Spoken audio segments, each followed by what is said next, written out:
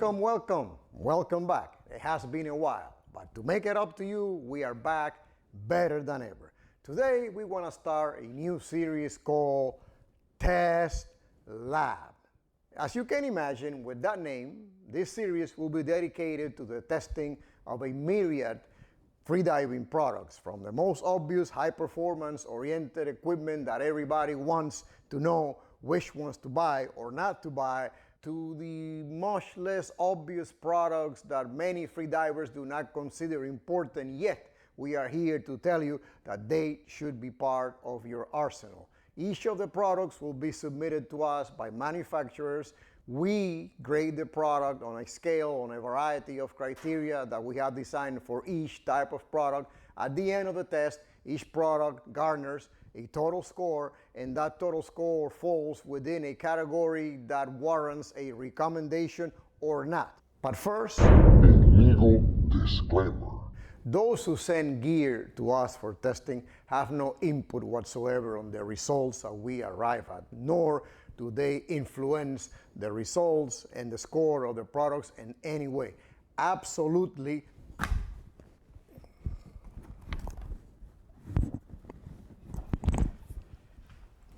High performance all the way.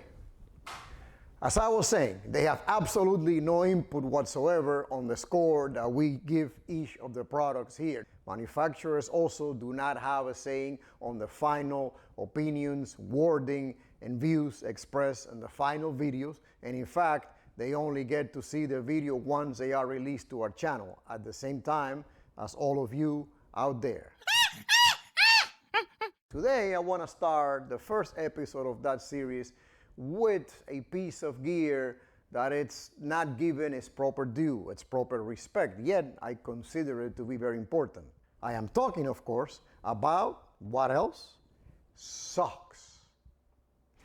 And before we get to grading the actual socks for this review, I want to do a quick explanation. I consider 3 points to be very important as far as equipment is concerned in terms of kicking performance and efficiency. The first point, it's going to be the material of the blade, how much the material of the blade will do some of that kicking work for you without engaging muscle work at all times. The second one is the actual peculiarities of the particular blade, how long and how narrow or wide the particular blade is. And this is something that we're going to talk about very soon, because it is very important and it is an area where a lot of freedivers do not have a lot of knowledge on the subject. And the third feature, which I think can make or break kicking efficiency, is actually how well our feet fit inside the foot pocket. If our feet do not fit well inside the foot pockets, whether they are too tight, therefore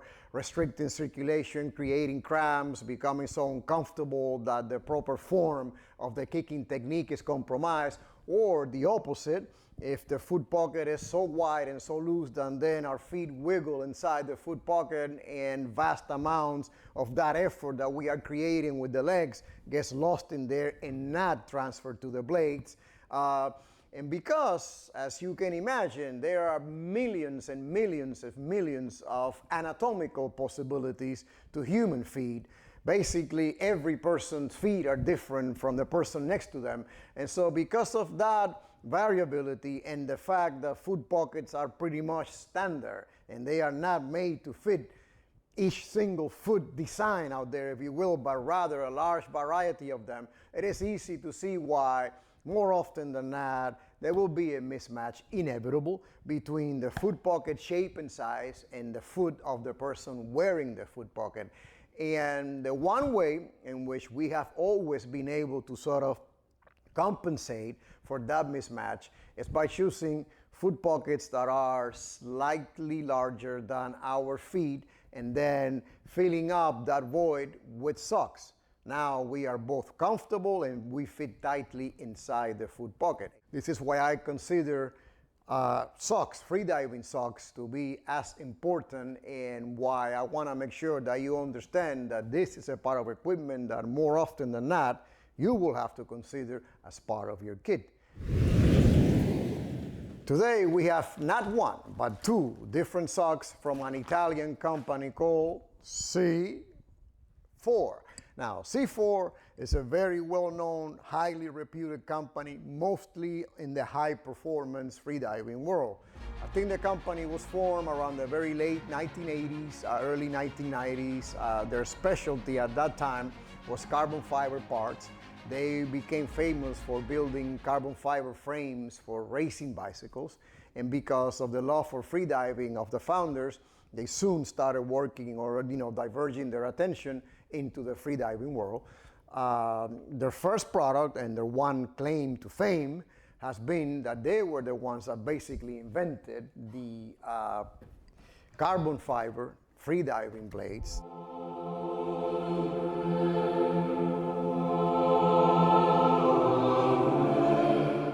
If you want to know more about the company, here's the global website.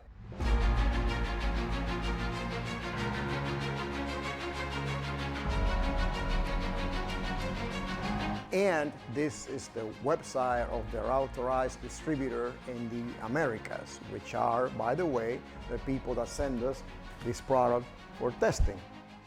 Now, the two products that we have here, even though they are both socks, could not be more different, if not in purpose, certainly in design and construction.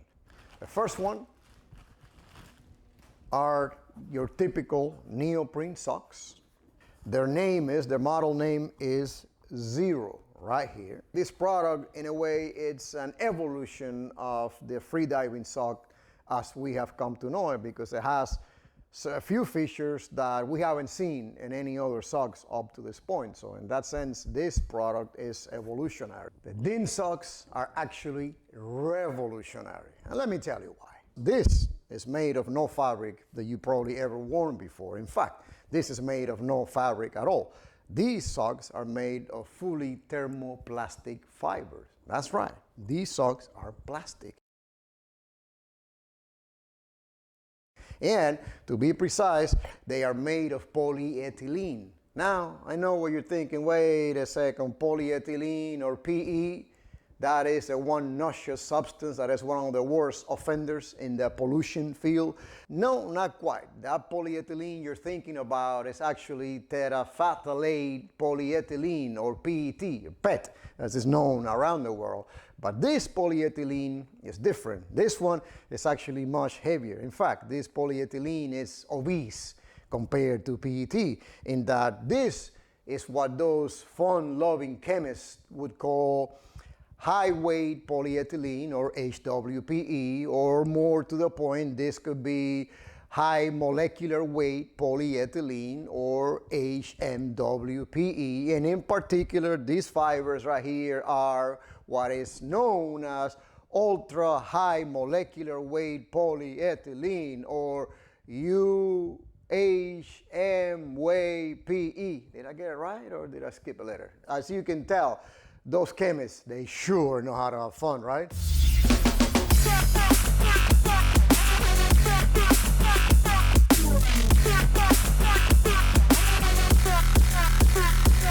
Well, I guess they do. But anyway, to the point, completely new material, revolutionary in that sense. And later on, we will see why that is important. Okay, now, let's get on with it. First, let's talk about the features of each of these socks.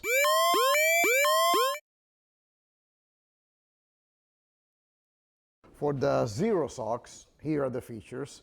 Material is neoprene plus several nylon linings of different types that are used on the different panels, such as the instep, the front top, and the back. The thickness that the product comes in is 3 different thicknesses. It can be 1.5 millimeters, 3 millimeters, and 5 millimeters.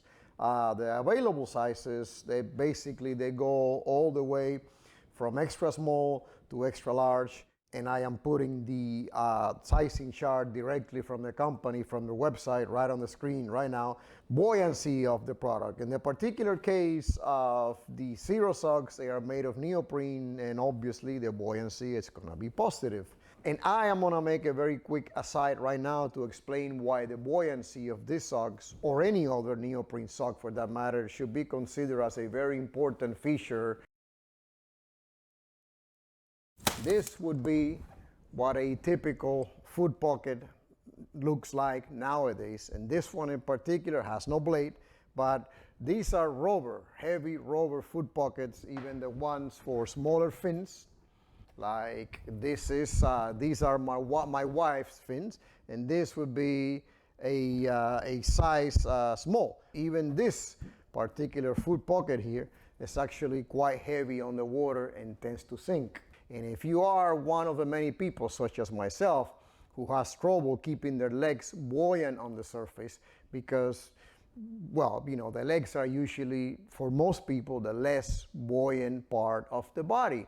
A lot of times, and you've seen it or perhaps even experienced it yourself, what happens is that our legs, as soon as we stop kicking on the surface, they tend to start sinking. And this means basically that we really never get real rest, because if we constantly need to kick to keep the fins, you know, to keep the body in a horizontal position aligned with our legs and the fins, we are spending a lot more energy than ideally we would like to. And by adding the extra amount of neoprene that the socks bring into the equation, a lot of times this is the determining factor in making our fins either less negatively buoyant or actually positively buoyant. In fact, I know people that actually use 5mm socks even in warm water, because it is the only way that they can keep their heavy fins from sinking constantly under the surface. That particular feature might be something you want to consider if you are one of those people that suffers from that particular issue of your fins never quite staying on the surface, and you may want to consider thicker rather than thinner socks. Just something to keep in mind. Now, let's continue on with the features. Temperature rating. The temperature rating is basically the absolute lowest temperature that we consider these socks, or any sock for that matter, to be suitable for. That is the coldest water in which they can and should be used. So the temperature ratings for the Zero socks are as follows. For the 1.5 millimeters, the absolute lowest temperature, water temperature, should be 21 degrees Celsius or 70 Fahrenheit. For the 3 millimeters, it should be 13 degrees Celsius or 55 Fahrenheit. And for the 5 millimeters, the absolute lowest should be 5 degrees Celsius or 41 Fahrenheit. Now, price. The 1.5 millimeters retail for $31.95 for all the sizes. The 3 millimeter ones retail for $33.13, again for all the sizes. And the 5 millimeter socks retail for $37.56, once again for all the sizes. This puts them into the reasonably priced category. For our purposes, anything up to $30 is considered affordable, between $30 and $40 is considered reasonable, between $30 and $50 is considered expensive, and over $50 is considered ultra expensive. Now, let me go to the features of the DYN, or the Dyn Socks. The material of the socks, as previously explained, it's gonna be a thermoplastic fiber, fully thermoplastic fibers. Specifically, once again, 10% of nitrile and 90% of high modulus weight polyethylene. Thickness. Remember, these are not neoprene, they only come in one single thickness, which varies as far as we could tell from measuring the socks, from 0.7 to 1 millimeter all across the sock. The sizes, they follow the same sizing chart as the Zero socks, from extra small to extra large, all the way from 36 to 47 in European nomenclature, or from 4.5 to 13 in American sizing.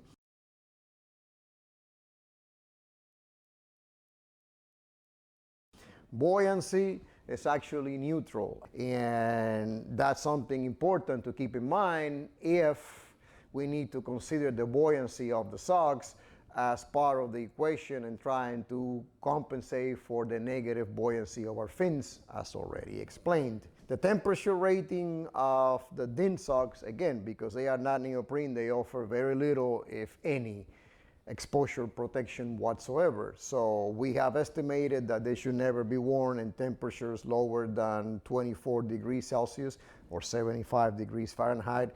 And even at that temperature, we estimate that they're not gonna really offer much protection past 30 minutes to 45 minutes. Just something to keep in mind.